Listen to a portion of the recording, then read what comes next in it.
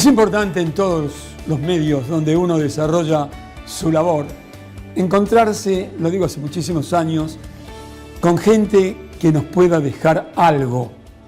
Vamos a iniciar una charla, un diálogo con un empresario argentino, tal vez este término a él no le guste, un productor muy importante en nuestro país de jojoba.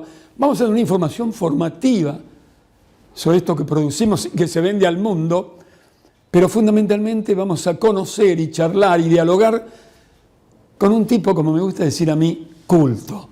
Así que gracias, Jorge, por prestarte a esta charlita. ¿Cómo estás? Gracias a ustedes por dedicarle el tiempo a un milagro que se llama jojoba. Qué lindo esto, un milagro que se llama jojoba. Ya tirás títulos. Jorge, ¿dónde naciste, amigo mío? Yo nací en Buenos Aires, de sangre pura vasca.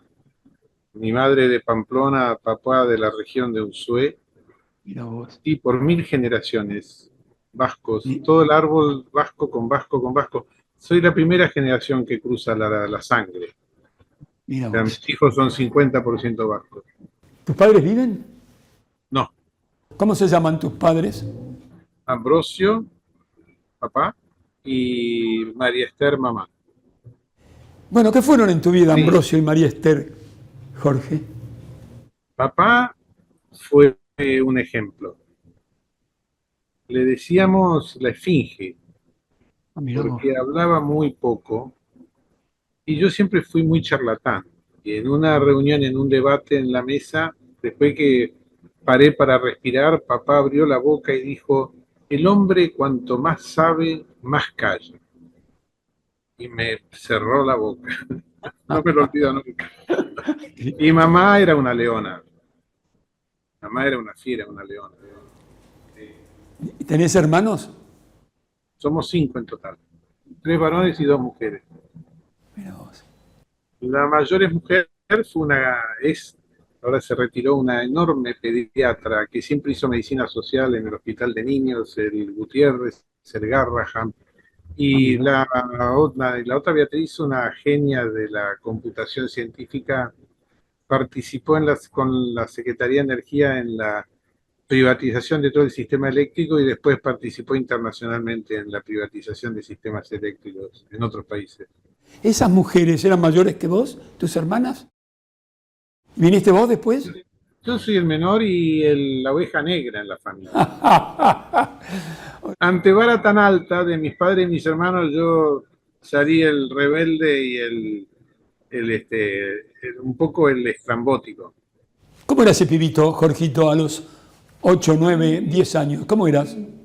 A mí me crió una mujer extraordinaria que había sobrevivido la Primera y Segunda Guerra Mundial, una austríaca.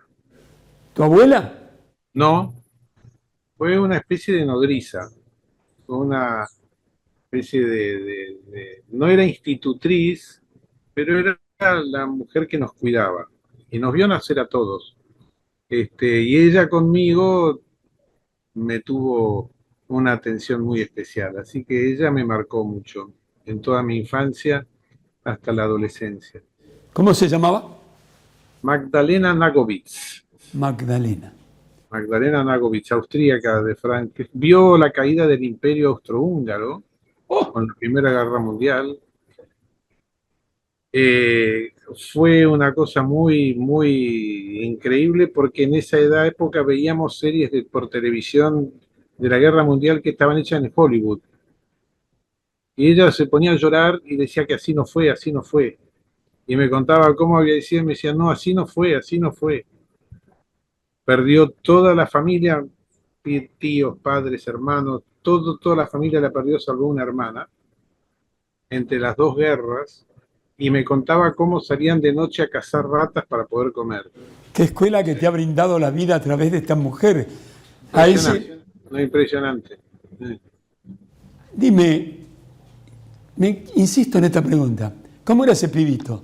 ¿Cómo era Jorgito a los 7, 8, 9, 10 años? ¿Cómo eras? Muy tímido, muy tímido. Eh, luego la escuela a la cual yo iba, una escuela privada de concepción académica británica, de un rigor del siglo XIX, que lo que logra es criar jóvenes rebeldes. Así que la adolescencia, la secundaria la pasé en un mundo con compañeros muy marginales en cuanto a mentalidad y actitud. Y justo yo me retiro con el Cordobazo. Termino la secundaria y entro en la Universidad de Buenos Aires, muy extremadamente joven, porque di ingreso libre. Así que entré en la universidad con 17 años y teníamos compañeros de 20, 21, con la dictadura de Lanusse. La dictadura de la luz. Luego del golpe, o sea, luego cuando Onganía cae por el Cordobazo. ¿Y qué estudiaste? ¿Terminaste tus estudios universitarios? Estudié ingeniería industrial en la Universidad de Buenos Aires. Participé a mi manera, no violentamente, pero participé bastante en la lucha estudiantil. Ah, mirá vos. Participé gremialmente en las asambleas, era representante de los estudiantes independientes. Peleé cuando finalmente cae, viene la democracia, cuando cae la NUCE y llama a elecciones y el retorno de Perón. No que peleé, traté de convencer a mis compañeros buscar una política nueva, un fracaso, porque Perón finalmente termina en el poder y en un acto que algún día lo voy a encontrar y le voy a preguntar de por qué, sabiendo, como Matera le decía, que no podía ser presidente, que iba a morir, que no estaba en condiciones físicas, sabiéndolo, elige a Isabelita como vice. Esa es una pregunta que tenemos pendiente, que cuando nos encontremos él y yo, en un lado me la va a tener que contestar. Y ahí cuando él muere me voy y sigo los estudios de física en la Universidad de París. Y yo quería hacer el doctorado en astrofísica, pero bueno, la vida, terminé la licenciatura y empezó un periplo mío de 10 años que me llevaron a la Jojoba. Antes de ingresar, es una irrespetuosidad de mi parte interrumpirte, pero me gusta ahondar en la vida y en el corazón del otro ser humano. ¿Conociste a tus abuelos, Jorge? Una pena, ninguno de los cuatro. O sea que no tuviste el privilegio que es conocer a 4 abuelos. Una tristeza, sí. Pero tuviste esta mujer que te marcó y que hoy, de alguna manera, en una charla con un periodista, estás recordando. Y muy bien. Sí. Y cuando tuve mi primer hijo, yo ya volví de afuera a la Argentina, me vivía criticando lo mal que lo criaba. Enseñándome de cómo se tiene que criar a un niño. Sí, era un personaje. Para ella, claro, por sus orígenes, el secreto de la crianza era la alimentación. Y hoy, tantos años más tarde, que yo incursiono desde hace unos años en un mundo muy fascinante, que es el mundo de la longevidad. Uno de los 4 principales pilares sobre lo que se sustenta esta ciencia nueva es la nutrición. Y que cierro el círculo increíble, ¿no? Yo estoy fascinado aprendiendo el milagro y los secretos que tenemos dentro nuestro de cómo funciona nuestro organismo y cómo lo maltratamos desde temprana edad y cómo lo lastimamos y cómo lo perjudicamos y cómo por ende inevitablemente terminamos en enfermedades degenerativas. Sí, es una ciencia maravillosa, maravillosa. Bueno, ya Hipócrates decía que el alimento sea tu medicina, ¿no? Exactamente, que el alimento es medicina, decía Hipócrates. ¿Sí? Dime, ¿Cómo comienza esta historia en tu vida de la jojoba? Que no se sabe mucho. ¿Cuándo? ¿Cuándo fue? En mi andar, deambular, después que yo dejo París, en un momento llego, nosotros somos de padre y madre, por mi generaciones campesinos. Y en un momento termino en California, donde con mi hermano y mi madre empezamos un campo en el delta del Valle de San Joaquín. Y entonces yo me establezco ahí, estaba establecido en San Francisco. Y ahí uno trabaja, estamos hablando de finales de los 70.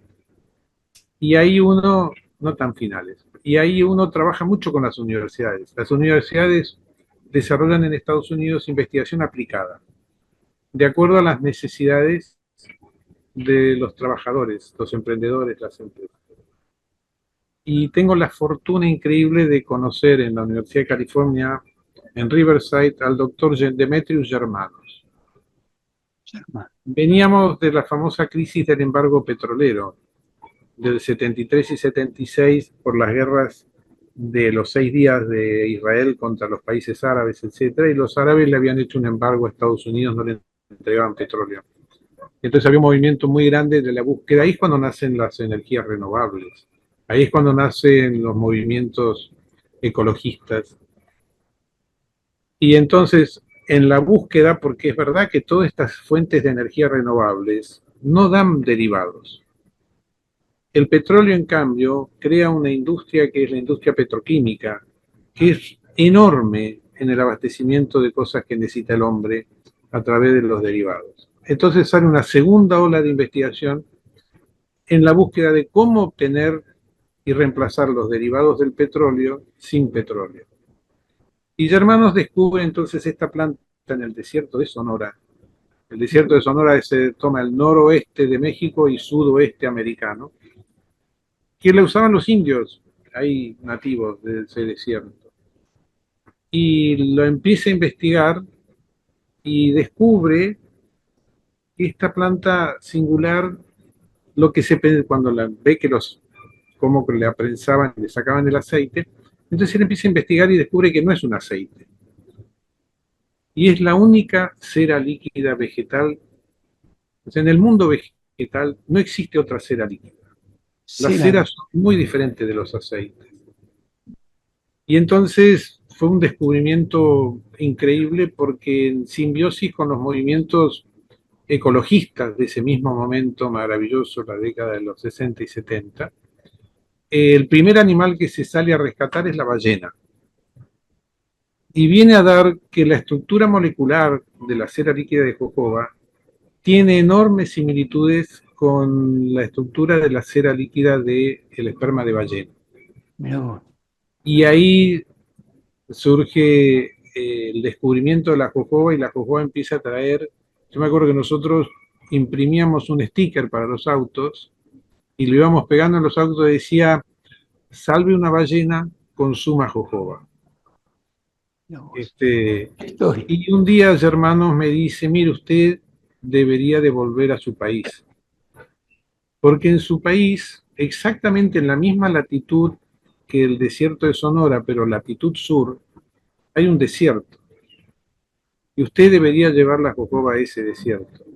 Por alguna razón está en la latitud espejo. Y entonces, años más tarde, me entrega el material genético Semillas de la Universidad de California, y yo llego, después de 10 años, a la Argentina de vuelta, y voy a ese desierto, que es el desierto de Arauco, en el Bolsón del Pipanaco. Llego en finales del 80, en el 81 fue la complicación de asentarse, y en febrero del 82 hacemos el primer ensayo con la jojoba. Así llegamos, y ahí seguimos. Dime, tiene mucho que ver la latitud, claro, poca agua. No, cuando yo llegué, ahora el cambio climático está afectando. Cuando yo llegué habían promedio 2 lluvias por año. El promedio de pluviometría eran 20-25 milímetros. Yo he recorrido muchos desiertos. No he conocido ningún desierto tan duro y difícil como el desierto del Pipanaco. Mirá vos. Las condiciones de suelo y clima son terribles. Eh, y mi primera presentación en el medio de la Guerra de las Malvinas al gobierno local se llamó la presentación de la Jojoba Retorno a la revalorización del desierto. Retorno a la revalorización del desierto. Y la jojoba, donde no crecía nada, creció, generó producción, generó empleo y generó una... La jojoba, para mí, yo digo que es un milagro, es un verdadero milagro. Y vale la pena destacar, y logró vivir y sobrevivir y atravesar periodos durísimos de la República. El único apoyo que recibimos nosotros fue del gobernador Carlos Menem. Mirá vos. Cuando él sube como gobernador en el diciembre del 83, y un día nosotros estábamos en medio de la nada, el camino para llegar donde estábamos era tierra, y baja un helicóptero y aparece Carlos Menem con sus enormes patillas, etcétera, y dice, vengo a conocer me hablan de un loco del desierto. Y se quedó conmigo todo el día. Y después me dice, mañana venga a la casa de gobierno. Y voy para allá, llama a su gabinete y era maravilloso en esa época Menem. Y les dice, mire, lo que este señor pida, el que no se lo da lo echo. Porque está loco donde se metió y lo que está haciendo. Es anecdótico, ¿no? Porque al poco tiempo, en el año 88, se retira, pide licencia y va a la competencia electoral contra Cafiero. ¿Cuántas hectáreas tenemos cultivadas o tienes cultivadas o tenemos los argentinos? Argentina llegó a tener casi 4.000 hectáreas. Luego, los avatares y esta tendencia tan autodestructiva que tenemos los argentinos en su manera de manejar el Estado y en su manera de manejar el gobierno, hizo que se abandonaran muchas. Hoy estamos en 2.000 y tantas.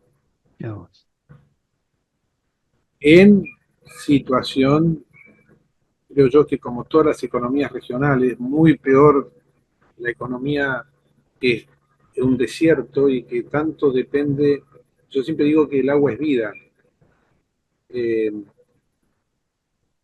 Con toda la transformación, lo que pasa en la Argentina es que a uno lo sacan, lo llevan a Marte y de repente lo suben a un cohete y lo suben en Venus y después lo bajan en la Luna. El cambio estructural de los entornos en los cuales uno tiene que desenvolverse es tan dramático y en tan poco tiempo que a mí no me cabe ninguna duda que si se declara una guerra mundial, entre los sobrevivientes vamos a estar los argentinos, porque tenemos una capacidad de resiliencia y de adaptación que yo no lo he visto en ningún otro pueblo. A pesar de todas las dificultades, ¿le estás vendiendo al mundo? Sí, son 40 años, ¿no? La jojoba estaba dominada por la producción americana y mexicana. Luego nacemos Israel y Argentina. Claro, yo participaba mucho en la Asociación Americana, pues yo todo lo aprendí de los americanos. Y traía acá todo lo que aprendía allá. Me iba, un gran amigo que tengo yo, que fue el productor más grande de Estados Unidos. Claro, Estados Unidos no pudo competir contra Argentina ni Israel. Estados Unidos tenía casi 30.000 hectáreas, 20 y pico mil hectáreas. Y hoy deben quedar 300. Mirá vos. ¿Por qué? ¿Por qué? El doctor Germanos decía, en esa época hacíamos un congreso mundial cada 2 años, que lamentablemente se abandonó. Y en un congreso, Germanos dijo, ustedes están yendo a una velocidad de avance, plantando y sembrando, que nosotros los científicos todavía no tenemos el paquete tecnológico.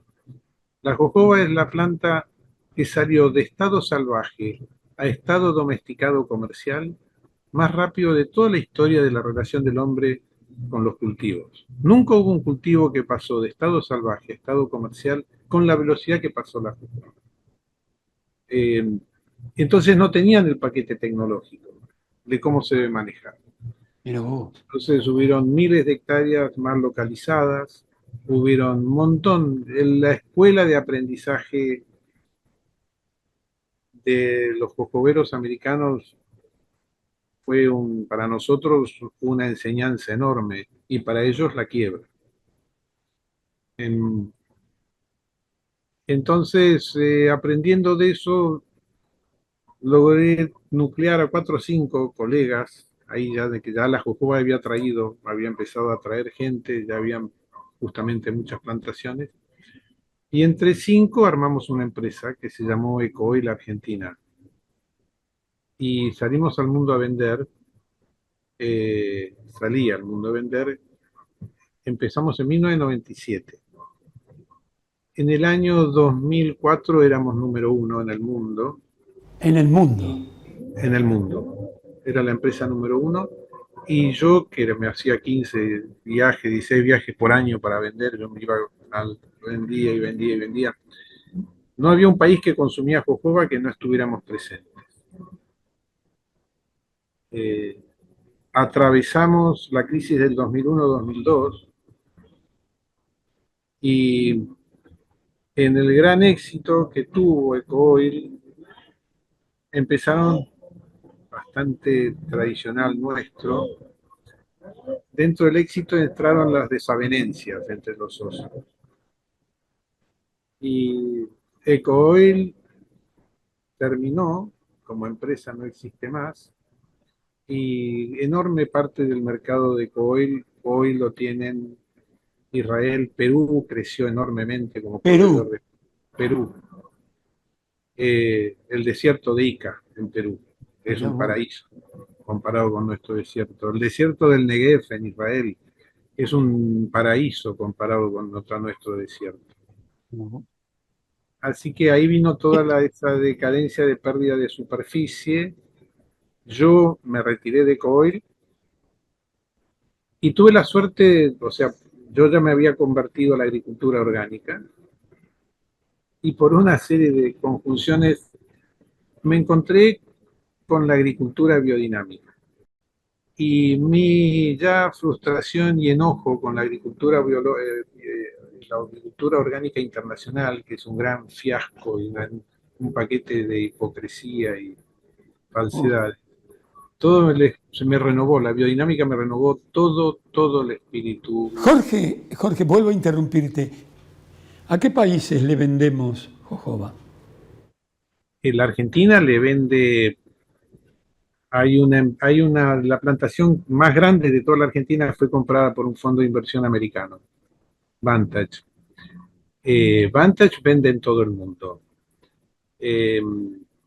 Yo vendo mi mercado, al hacerme yo con mi perfil orgánico biodinámico y de la UEBT, me he concentrado con los laboratorios honestamente naturistas, Suiza, Alemania y Francia.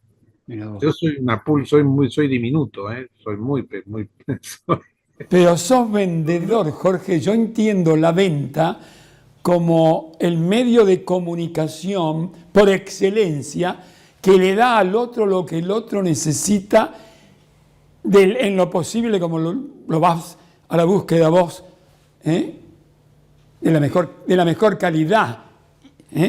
Estás hablando... Yo también digo que para ser un gran vendedor hay que ser un gran actor y seducir al público, que es el departamento de compras, y lograr que ese público se pare y aplauda, que la forma de pararse y aplaudir es comprarle lo que uno vende. Pero hay que ser un gran actor para ser un buen vendedor. Hay que ser un gran actor. Hay que ser un gran actor para vivir, ¿no? No solo para ser un gran vendedor. Sí, eso tiene doble interpretación. Decime, ¿tienes un equipo de trabajo, de colaboradores? Porque solo nadie logra nada, o lo logras solo. Sí, yo siempre dije que soy un circo de un solo payaso. Eh, en el terreno de la granja, del campo, sí, tengo la suerte de tener una persona que me acompaña hace 23 años. Ah, bueno. En el terreno administrativo tengo una persona que tengo la suerte que me acompaña también hace 23 años. Eh, pero en el resto, en toda la parte financiera, económica financiera, marketing, producción, procesamiento, creatividad, visión, visión, que es lo que, Logística. la visión es lo que le da la vida a eso que llaman empresas. Que yo prefiero llamarlos un organismo, sí, son realmente un organismo vivo. Y ahora tuve la suerte que volvió mi hijo menor, terminó la escuela secundaria en Estados Unidos, ingresó acá en la universidad y me está haciendo muchísimo, está trabajando conmigo y es una enorme alegría. ¿Cómo se llama? Fermín, Iñaki, bien Mm. dando los vascos, ¿Y qué edad tiene? 21. Y tienes otros tres varones, porque tenés cinco, me dijiste fuera de cámaras. ¿Y este chico qué es en tu vida? Es una pregunta brava, difícil. Aclarando que tengo amor pasional por todos mis hijos, Por los cinco. claro. Cada ser humano llega y se encarna en la Tierra con misiones diferentes. Eh, Fermín encarna a través de la energía escorpiana una enorme intensidad y a través de Capricornio un tremendo rigor, disciplina y es un ser muy estructurado. La combinación de intensidad con disciplina es fascinante. ¿Con qué orgullo te refieres? Yo he sido bendecido con los hijos porque son todos increíbles. Son todos. Yo alenté siempre a mis hijos que desarrollen su vocación. Y así fue y por eso ninguno siguió conmigo. Porque yo creo que el ejemplo paterno que tuvieron era un padre tan sacrificado que la reacción de ellos dijo, yo no quiero ser como papá. ¿Cómo se llaman los otros tres varones? Nicolás, pobrecito, le puse Nicolás con K. Dios, se va a acordar toda la vida de mí. Porque nació en Hawái. Nicolás con K. Y el otro es Lucas Sebastián. ¿Qué falta decir de la jojoba? Yo digo que la jojoba es la encarnación del sol en la tierra. Qué una poesía. Qué hermoso. La jojoba es un milagro. La jojoba es capaz de vivir donde no viven otras, no son capaces. La jojoba es capaz de crear su autodefensa en contra de un medio agresivo, hostil, que fue producto de la devastación del hombre. El desierto de Arauco eran bosques, bosque nativo de árboles maravillosos como el algarrobo. Fueron devastados. La colonización inglesa con el ferrocarril se llevó los bosques y vino la enorme degradación ambiental del desierto. Y yo creo que el desierto es un mecanismo que tiene nuestro planeta con su vida de echar al hombre, echarlo. Después del daño que le hicimos, no quiere tenerlo cerca y entonces lo expulsa para poder curarse y regenerarse a lo largo de, le va a tomar millones de años lograr regenerarse. Te tengo que preguntar para el gran público una pregunta muy elemental. ¿Para qué se utiliza la jojoba? La jojoba eso muestra su antigüedad, tiene macho y hembra. Eh, entonces la hembra produce un fruto que son semillas. Esas semillas contienen esa única e increíble cera líquida vegetal. Eh, Inicialmente se la pretendió reemplazar la cera del esperma de ballena, que se usaba fundamentalmente en el mercado de los lubricantes y otras cosas así. pero después se la descubre en la cosmética y de ser un producto novedoso, que la cosmética siempre busca novedad, hoy, porque la novedad se termina, y fue novedoso en los años 70 y 80, pero hoy la jojoba participa en todos los productos del cuidado personal por sus enormes virtudes reparadoras y funcionales para la piel, entendiendo, y muy importante, que el pelo es una expresión de la piel y las uñas es la continuidad de la piel. Entonces tiene propiedades en todos los ámbitos, reparación, regeneración, que los puedo aburrir con todas las... No, no, porque la gente, ¿sabés qué pasa? El que tiene en su casa, tal vez no sabía todo esto y no sabía que un productor argentino le vende al mundo y habla de milagro, que sea un milagro que la naturaleza tenga jojoba. Y que seguramente, ¿qué sentís vos cuando viajás por el mundo o en las farmacias o casas de belleza, ves el producto ahí? Y vos que amás este producto, ¿qué sentís? Obviamente una gran alegría y una conciencia de fracaso, no solo yo, que estoy entre los ancianos de la jojoba, pero de todo el compendio de los jojoberos mundiales, porque el mundo de la cosmética, del cuidado personal, de la jojoba ha descubierto la puntita muy pequeña del iceberg. No, La funcionalidad de la jojoba está todavía, y yo se lo digo, en los de investigación y desarrollo en los laboratorios cosméticos en Europa, abren los ojos y digo, pero ustedes todavía no han descubierto ni la mitad de lo que tienen para descubrir con la jojoba. mira vos. Este, sí, o sea que a mí se me junta un poco eso, la alegría de ver que, yo digo, la jojoba logró pasar de la etiqueta del frente, que es cuando es novedad, a la etiqueta de posterior, donde uno ve los ingredientes.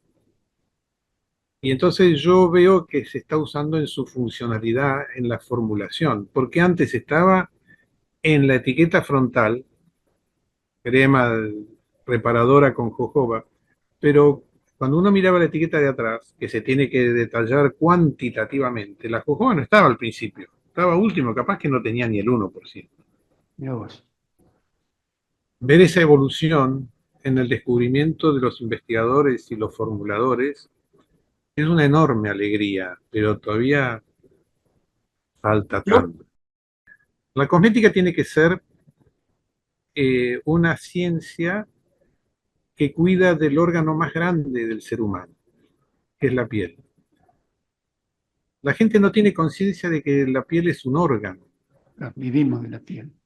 y como tal tiene muchas funciones. Ahora por fin están descubriendo que la piel tiene su propia microbiota. Entonces, ese órgano, que es una de las principales vías de comunicación entre el interior del cuerpo y el exterior medio ambiente, Qué bueno. eh, tiene enormes funciones que, si no son bien cuidadas, empiezan a tener disfunciones que el hombre no es consciente, pero que repercuten en su interior. Entonces, en la protección de ese órgano, la jojoba tiene un rol enorme para cumplir, porque tiene que cumplir la protección. Nuestra piel está integrada por lo que llamamos los poros. Esos poros son agentes casi de inteligencia artificial de qué es lo que dejan salir y qué es lo que dejan entrar. Si no fueran cada uno de esos minúsculos poros un ser inteligente, estaríamos muertos, intoxicados, no viviríamos nada. Eh, el cuidado del funcionamiento de esos poros es clave, la jojoba. El cuidado de la microbiota es clave. Ese mundo de seres que viven dentro de sobre nuestra piel, tiene que ser cuidado. Y después vienen todo lo que es la parte emoliente, la parte humectante. Después vienen los infinitos adjetivos tan usados en la cosmética, pero todavía todo lo que es el poder de cuidado de ese órgano, la cosmética todavía ni lo ha investigado. Hoy están empezando a llenarse la boca porque está este fenómeno de la microbiota intestinal. Han descubierto que hay una microbiota en la piel. Entonces empiezan a crear productos que son todos poesía nada más, no tienen sustancia. Y ya tienen que empezar a descubrir la jojoba. Está Porque la bien. jojoba ha demostrado, tras 40 años, que en su adaptación no tiene una enfermedad, no tiene un patógeno. Una vez me acuerdo que me llama el encargado desesperado porque nosotros estamos cerca de la zona de los olivos. El olivo tiene una plaga que se llama la chinchilla, la cochinilla blanca. Y me dicen, entró la cochinilla en la jojoba, mire, venga, venga. Y yo voy y le digo, mira, hay que fumar. Le digo, no, ¿cómo va a fumar? Déjela, déjela. Al año y medio había desaparecido la cochinilla. Estamos en una zona donde es endémico unos microorganismos que se llaman nemátodos, que son terriblemente nefastos. Yo tengo vecinos que habían plantado cientos de hectáreas de olivos que tuvieron que abandonar porque los nemátodos le enfermaron todos los olivos. La jojoba se le ríe al nemátodo. Yo digo que el nemátodo debe, porque el nemátodo está en el suelo y muerde las raíces y termina matando. Yo digo, algún día tengo que estudiar qué hay en la raíz de la jojoba que el nemátodo huye. Eh, no es un milagro, es un verdadero milagro. La jojoba, cuando vienen nosotros tenemos calores devastadores en un desierto que no tiene humedad relativa, la humedad relativa ambiente es de un 5 o 6%, con un centro anticiclónico que es el Salar del Pipanaco, donde empiezan las temperaturas en agosto-septiembre y se levantan unos vientos infernales. Y la evaporación se sube de 8 milímetros diarios a 20, 30 milímetros. Cualquier planta se deshidrata. La jojoba crea en sus hojas una cutícula de cera de jojoba que no le permite transpirar, le regula el intercambio gaseoso, pero no le permite perder su humedad. Y eso hace en la piel. Y por eso los productos que dicen ser humectantes, que incorporan, porque humectante es que la piel se seca, poder recuperar la humedad. Es fundamentalmente falso, porque la piel va a impedir que ingrese esa humedad. En cambio, la jojoba actúa como actúa consigo misma en su supervivencia. Regula para que los poros no pierdan vapor de agua, sí tengan intercambio gaseoso y no pierdan vapor. Y entonces van mejorando la piel, recuperando sola por manera natural de la no pérdida de humedad. Bueno, lo puedo aburrir con No, no, no, no. Te agradezco de todo corazón esta información formativa, como me gusta decir a mí, donde vos no hay dudas, que además de estar muy preparado, sos un apasionado. ¿Cuál es el sentido de la vida, Jorge? descubrir para qué uno nació.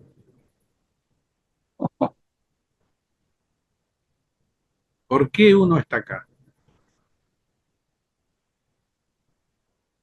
Descubrirlo antes de morir. ¿Vos lo descubriste? No, estoy poco a poco y eso es un viaje interior. Ese es el viaje más difícil y duro de todos los que uno puede emprender. Es un viaje hacia el interior de uno. Y eso requiere para mí, en mi caso, que soy muy primitivo, requiere de un entorno pacífico, requiere de alejarse de todo lo que es tóxico. Sí, todavía está pendiente. Lo he hecho, he empezado muchas veces y trato de atraparlo, pero está ahí, está dentro de las razones que tengo que vivir 150 años. En la concepción, nosotros somos biodinámicos, que es un sistema mágico creado por un genio filósofo que se llamó Rudolf Steiner, que creó un pensamiento filosófico que se llama la antroposofía.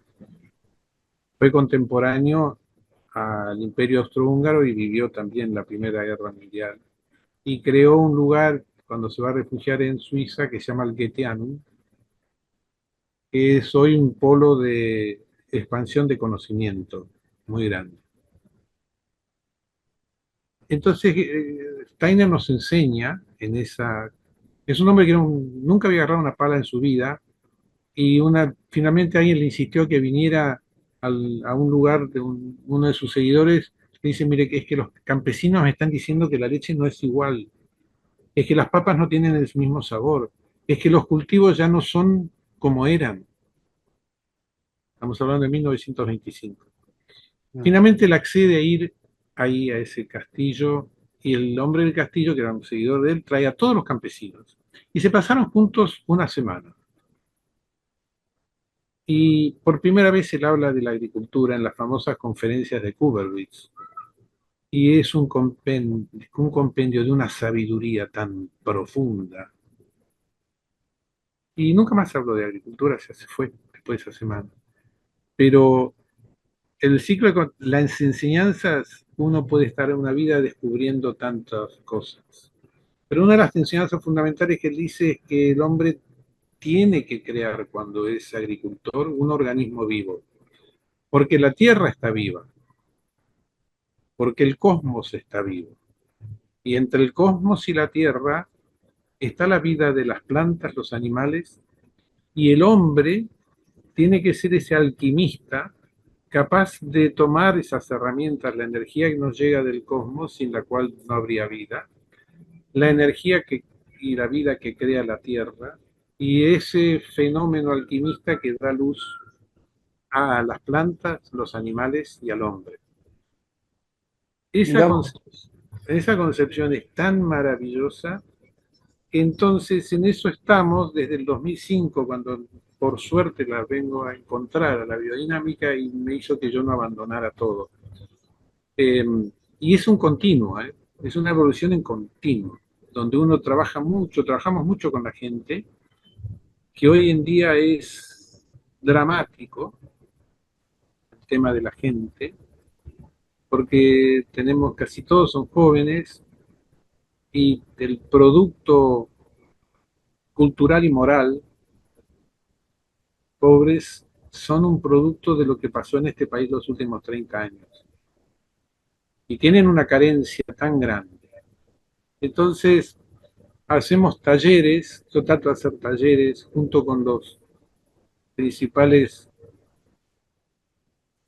sabios de la biodinámica en la Argentina, somos parte de la Asociación Biodinámica, y hacemos talleres de 5 días, donde además de hacer prácticas con todos, paramos de trabajar, traigo poetas de la poesía riojana, traigo pintores, músicas, bailes, y hacemos 5 días de esa locura, de comer juntos y practicar cosas y vivir y experimentar. Y trato de traerles la cultura de su tierra. Y eso somos, muy lejos de ser una empresa. Y en ese continuo descubrimos en el 2017 una organización, un movimiento mundial fascinante que es la UEBT, que nace sponsoreada por las Naciones Unidas ante la catástrofe del cambio climático.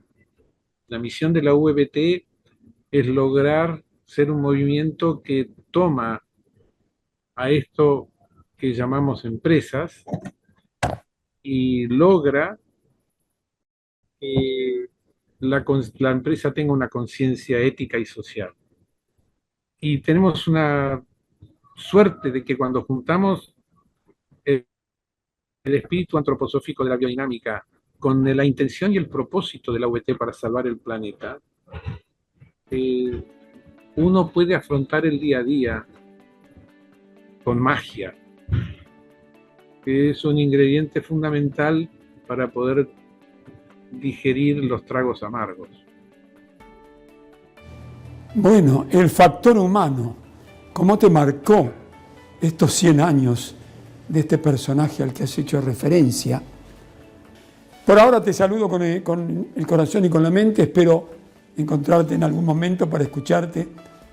De todo corazón, muchísimas gracias, Jorge, por esta charlita, ¿eh? Hasta cualquier momento. Por haber dedicado el tiempo a la jojoba. Muchas gracias. Un abrazo enorme. Enorme. Amigas y amigos de toda la República Argentina, les presento con muchísimo gusto un hombre apasionado sobre la jojoba, pero un hombre ilustrado, un hombre que ha investigado, que sigue investigando, donde con todo lo que nos ha dicho no hay duda que la jojoba no tiene techo en materia de investigación para beneficio de la humanidad. Digo, aunque a Jorge no le gusta, esta pasión, esta inteligencia, esto que produce, esto que enseña, es un ejemplo para todos los argentinos. Atención, país.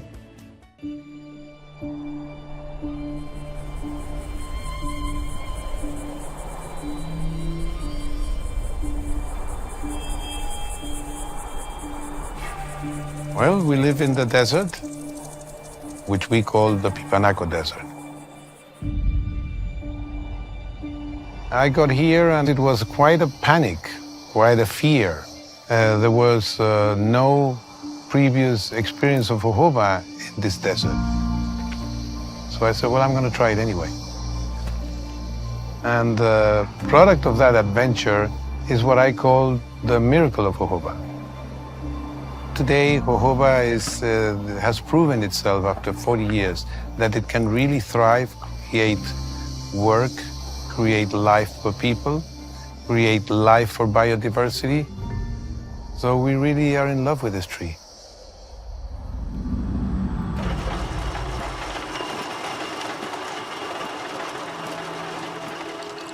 The core of what Velida is doing is producing natural and organic cosmetics and anthroposophic pharmaceuticals for the benefit of human beings.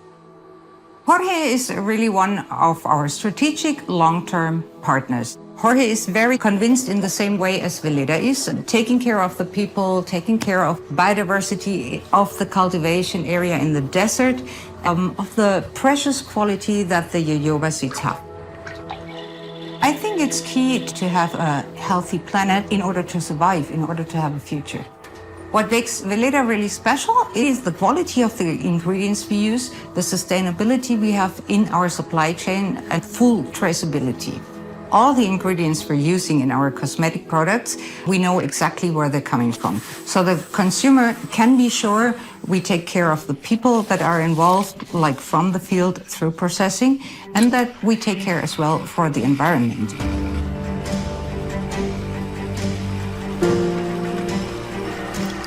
And then something incredible happened. When we discovered biodynamic agriculture, we really understood that we could explain the desert that we were friends and that we could really create life together. That the soil is asking us to do things the right way. La agricultura biodinámica ve al organismo agrícola, a la granja, como un organismo vivo.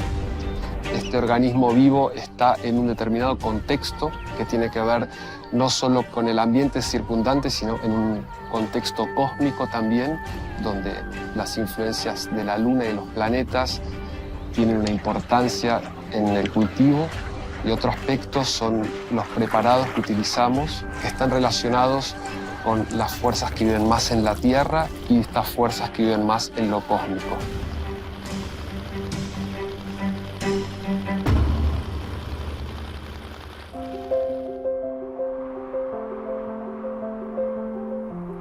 It was an important step for Velida to become UABT certified. We've been a member since 2011, and we thought the standard really fits so well to the values that Velida has got. En términos de desarrollo sostenible, las empresas deben estar cada vez más atentas a sus cadenas. ¿Dónde son sus proveedores? ¿Cuáles son las comunidades involucradas? Velida es una de las empresas del mundo que está más preocupada en conocer cómo está la gente que está involucrada con la empresa.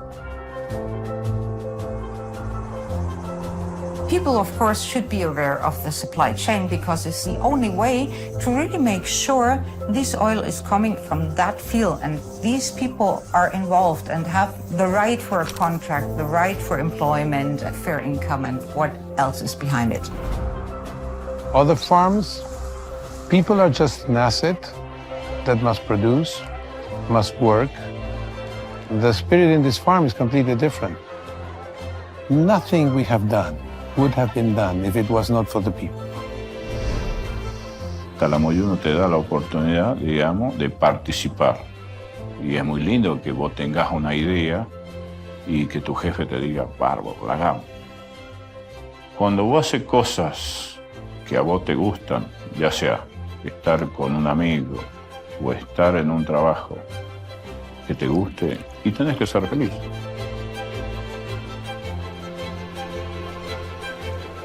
Vereda is something the desert sent to us. We hope that this company can create consciousness. So we hope that this farm will help for that. So this is our dream.